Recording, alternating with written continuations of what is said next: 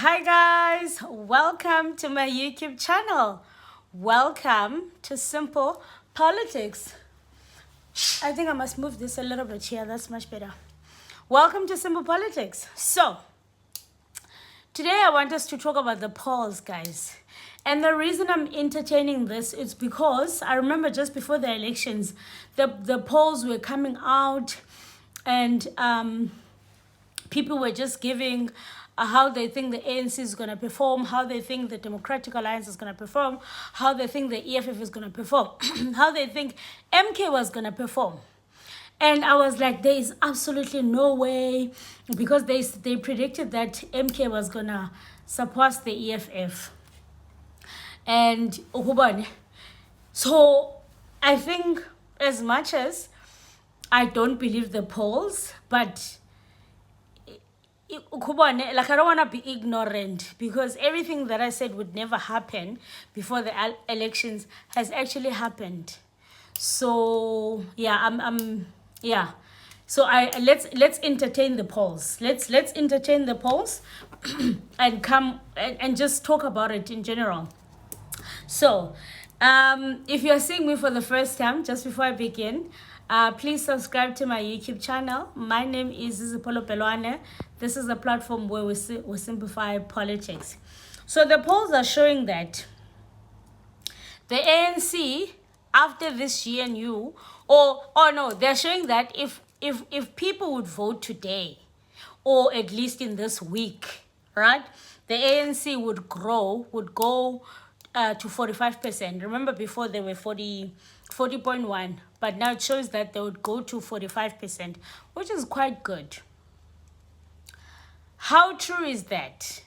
Yeah, well, that's why I'm saying that I don't necessarily agree with the polls, but I've learned that you can't just discard the polls and think,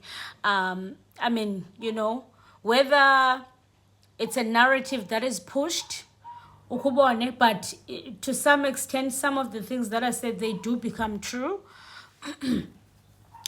And a lot of people have said that the ANC is not going to grow. This from here onwards, it's going to just be a downhill for them. But now the polls are showing that if people would vote today, they would vote for the ANC, and they would take them from 40.1 to 45%. How true is that? What has the ANC done? Just from these few months, we voted in May, June, July, August, September. Okay, it's been 4 months. I mean, that's good. Actually, we voted on the 29th of May, so I'm not counting May. It's June, July, August, September. 4 months. 4 months is good. So in these 4 months, what has the ANC done that would change the voters' mind? Convince them. Those that have already decided not to vote for the ANC, convince them to vote for the ANC again. What have they done in these 4 months? I honestly, I don't have the answer. That's why I said I don't always agree with the polls.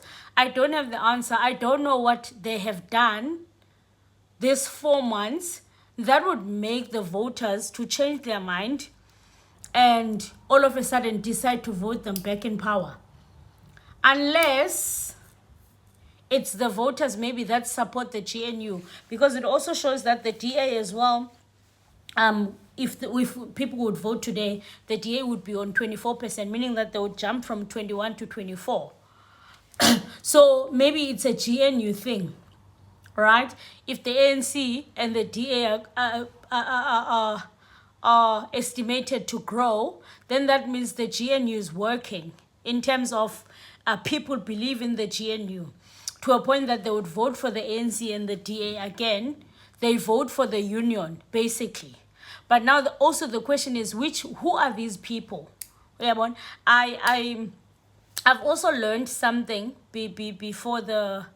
after the elections, that just because you are surrounded by people who speak your language, just because, for example, I'm surrounded by people here, let's say on this channel, who share the same sentiments as me. For example, if I say that, the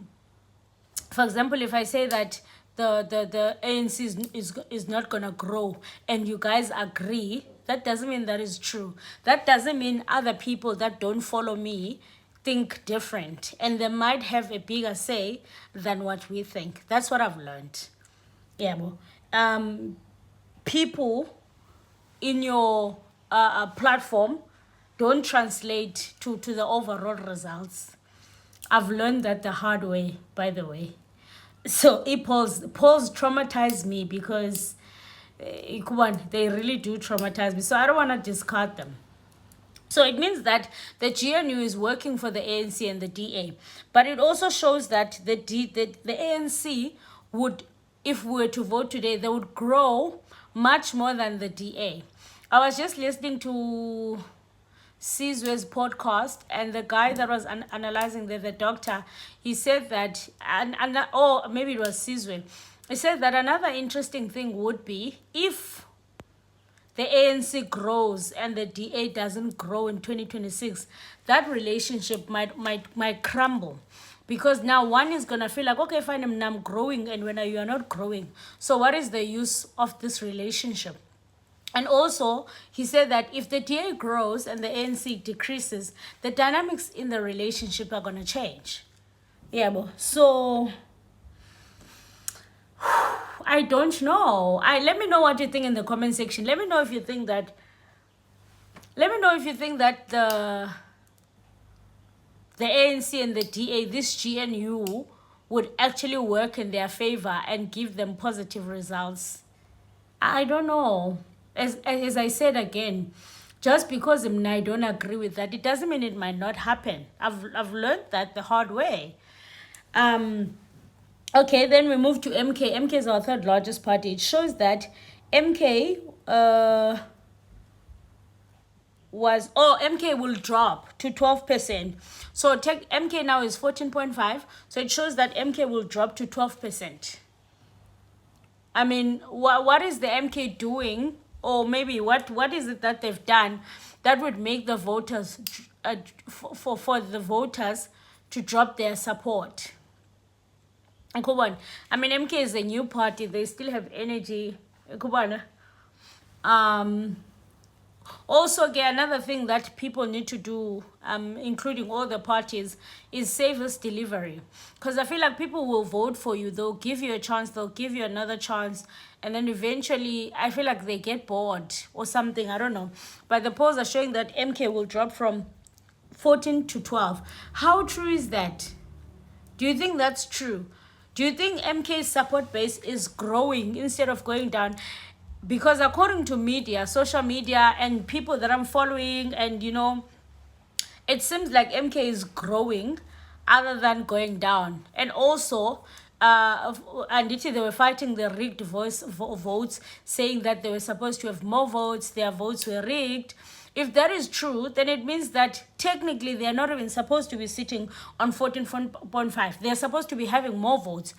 Now, to think that they will drop to 12%, how true is that? How believable is that, rather? Because, I mean, those are all speculations, and, come on, how believable is that MK would drop? So, yeah, you guys let me know. Again, I said I'm bringing questions. I think I'm more about bringing questions than bringing answers today, because, as I said, I don't necessarily agree with the polls, but I don't want to discard them totally, because they showed me flames after the elections. They said the EFF would drop, and I was like, there is absolutely no way. And I believed with all my heart that the EFF would be sitting on 15 or 16 or 17 after the elections. So it was such a huge disappointment for me, and to see that the polls were right, that the EFF would drop. I mean, to drop to 9, because that's what they said. So you know what? I don't want to totally discard the polls. Yeah, bon. And then it shows that the EFF is gonna drop from 9.5 to 6%. 6% is the now percentage they had in 2014 or something. 6%. So what do you guys think? What is the EFF doing wrong? What is it that the EFF is not getting right? What is it that is making the people who voted for the EFF before not come back and vote again? Ukubone, what is it? Well, what is it that they're getting so wrong? And I'm asking this from the people in the comment section as well. Like, what is it that they're doing so wrong? How can they change? How can they I don't know. Again, because I feel like spaces that I'm in, platforms that are in, people seem to love the EFF and support the EFF because the EFF, but I feel like all that love and support, it does not translate to the expected results. Why? Why doesn't it translate to the expected results? I don't know. So my question again, and on top of that, the EFF dropped and Floyd was there. Now that Floyd has left, how far down are they going? Is it true that they're going to 6%? Could they really drop that far? Someone also said that, you know what, it will also depend on the leadership that's going to take over now. Someone said that leadership is going to play a huge role. And also the deputy president that Julius Malema is going to have is going to play a big role in how maybe it will help the voters and how it will help perceive them. Ukubone. I don't know, guys. Polls, they scare me. These things, they scare me. Because imagine, I know now, I'm thinking, oh my God, the EFF would never drop from like 9.5 to 6%. But what if they do? What if they actually drop? They dropped, and I never believed, like literally, I never ever thought in my wildest dreams. Yeah, well, so, I don't know, like what is it? What is it that they're doing so wrong that is not translating to the votes? I don't know. I don't know. I was also just listening to Jamie, and Jamie said that the polls are also very influential. Sometimes these they are very influential in terms of when they say Ubana the EFF will drop. It's like a mindset they're instilling on the people already that no, these guys are dropping. There's no need for you to vote for them because they are losing their power. So you're just going to be wasting your votes, basically. That's what they're saying. So let me guys know what you think. To summarize this little bit of polls that I brought, it shows that ANC and the DA are going to grow. MK and the EFF are going to lose. They're going to downscale, lose, drop. So let me know what you think in the comment section because I am not an expert. I'm just a normal girl trying to make sense of this political landscape or political era that we are in. And I don't know everything. Sometimes I'm also like, oh my God, I just don't know. Anyway, just before I end this video, I want to quickly go touch back to the Gayton McKenzie. That Gayton McKenzie is now the third most popular individual. Because they say it's Cyril Ramaphosa, it's Zuma, and then it's Gayton McKenzie. I still don't think that is true. Oh, no, sorry, cut that out. It's not about what I think. Do you think that is true, that Gayton McKenzie, you know, he's obviously been very visible. Gayton McKenzie has been very visible. He's been writing on Cloud, on Twitter, on things that are like trending. He's been there. Ukubani has been so visible. So obviously, everybody knows who Gayton McKenzie is, for example. But does that translate to him being the third most popular politician? I don't think so. I don't think Twitter, just because you are famous on Twitter, you are visible, you are posting, you are going with trends, that can make you the third largest most popular politician. I don't think it's about that only. That's not enough.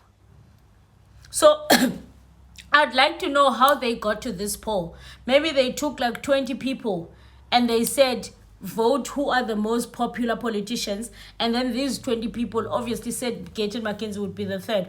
I'd like to know how they got to that point because it's not making sense for me.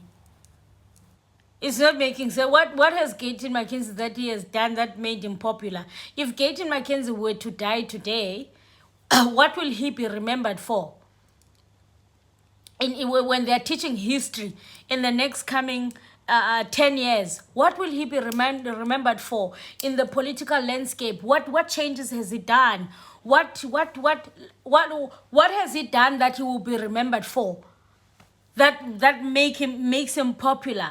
I don't have an answer for that. That's why I feel like it's just not good enough that you are popular on Twitter. I don't think that's good enough. That's not good enough. What have you started? Where we can say, yo, this was started by Gayton McKenzie.